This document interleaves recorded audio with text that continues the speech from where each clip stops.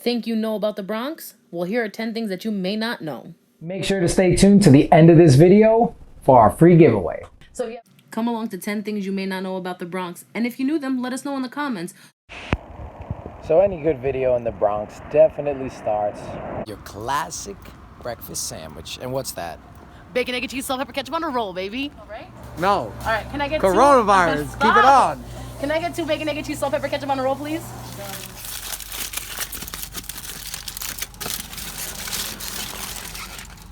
And remember, when you pick one up, you have to go to your local bodega, not a Dunkin' Donuts. The Bronx doesn't run on Dunkin', baby. Never. Okay, so did you guys know that Bronx, New York is the greenest borough with over 25% of its land covered in greenery? Yes, you heard that correct. The Bronx is the greenest borough. Central Park does get all the glory, but did you know that Pelham Bay Park is the largest park in New York City? In fact, it sits on a whopping 2,764 acres. Here we see an overview of what exactly the park entails. Listen, if you like the outdoors, you like being in nature, this is the borough for you. Come take a visit. Come take a look at the beach. The Bronx Zoo is here, Botanical Gardens. Just gonna stick her in the Bronx Zoo. And here we have pictured the New York Botanical Gardens sitting on a whopping 240 acres. You heard that correct, 240 acres. It was originally inspired by the Royal Botanic Gardens at Kew in England, and I bet you didn't know that. Nathaniel Lord Brighton and his wife worked hard in the States to be able to create the New York Botanical Gardens, and their efforts were rewarded when New York State enacted the legislature to establish the New York Botanical Gardens in 1891.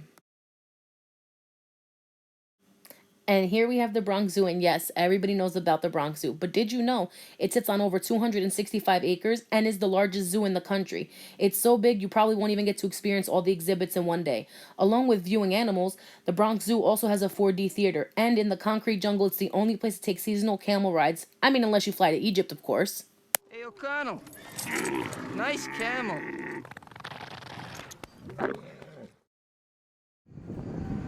I bet you didn't know the Bronx was once home to the great Edgar Allan Poe. He moved in the spring of 1846 and it was his final home. The Poe Cottage is located on Kingsbridge Road in Poe Park, and of course, the home isn't without tragedy. His wife Virginia Lee died of tuberculosis in 1847 right in this house. After heavily being vandalized throughout the 60s and 70s, a small farmhouse was turned into a museum. The great Edgar Allan Poe used to live in this house right behind me. And he only paid $100 rent for this whole house. Could you imagine paying $100 rent for a house in 2020? Sounds insane. If your idea of the Bronx conjures up images of burned out buildings from the 1970s, think again. Taking the Henry Hudson Parkway will lead us to places like Riverdale, Fieldstone, and Pelham Gardens. And I bet you didn't know that there's homes and streets that personify the suburban dream within the Bronx. And we're not just talking about your typical Tudors or your quaint brick homes. There are even things like castles in the Bronx. And if you're not the castle kind, well, don't worry. The borough has an excellent selection of spacious pre-war apartments too. Parts of the Bronx are pretty swanky if you ask me.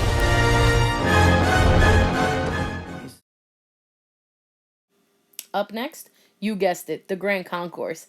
I bet you didn't know that the Grand Concourse has the largest collection of Art Deco buildings in America. Art Deco is characterized by the rich colors, bold geometry, and decadent detail work. The style still brings in glamour, luxury, and order with symmetrical designs and exuberant shapes. Referred to once as the Park Avenue of the Bronx, the Grand Concourse was modeled after the Champs-Élysées in Paris. The Art Deco style, which incorporated geometric shapes, stone, terracotta, and steel, took off in the mid-1930s as a housing boom happened along the concourse. When it comes to the Art Deco housing stock, the Bronx is only rivaled by none other than Miami. What building looks like This. Scarface? This right here, you know the building that they went into to get the drugs? No, it doesn't. Yes, The it building does. they went into to get the drugs is 3 stories taller. All right, but it's the same thing is no, what I'm saying. Not. Oh, stop it. It's not the same. You want to play games? Okay. I'll play with you. Come on. Okay. You want to play rough? Okay. Uno. Say hello to my little friend.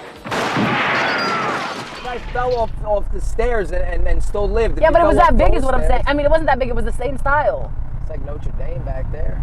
You know what else I like to think of when I think of Art Deco style buildings? Tell me, let me hear it. It's what King Kong basically climbed. The Empire State Building's Art Deco, if I'm not mistaken.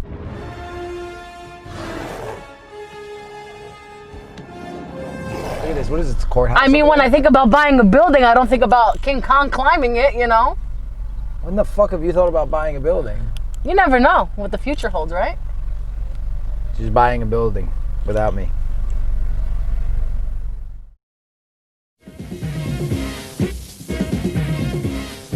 The Bronx is also the birthplace of hip-hop. Hip-hop contributions from the Bronx go far beyond Cardi B and J-Lo, and it all started here at the apartment in the West Bronx at 1520 Sedgwick Avenue. This is where DJ Kool Herc perfected blending his native Jamaican style of DJing with the American soul and funk.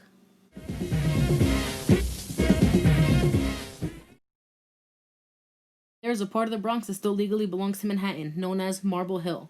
During the steam shipping boom of the late 1800s, it became clear that New York City needed a wider passage between the Hudson and Harlem rivers than the narrow passage of the Spite and Dyeville Creek offered. In 1916, the Spite and Dyeville Creek was filled, attaching the island to mainland Bronx while still legally remaining a part of Manhattan.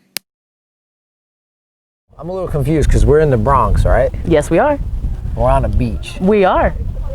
What's so confusing about that? The Bronx got a beach. Welcome to Orchard Beach. It's along the Long Island Sound, and you never have to leave the borough to hit the sand. Never have to leave the borough to hit the sand. At one point, Orchard Beach was even dubbed the Riviera of New York City. And while it may not still get the same impressiveness it once did, Orchard Beach still gets packed in the summertime.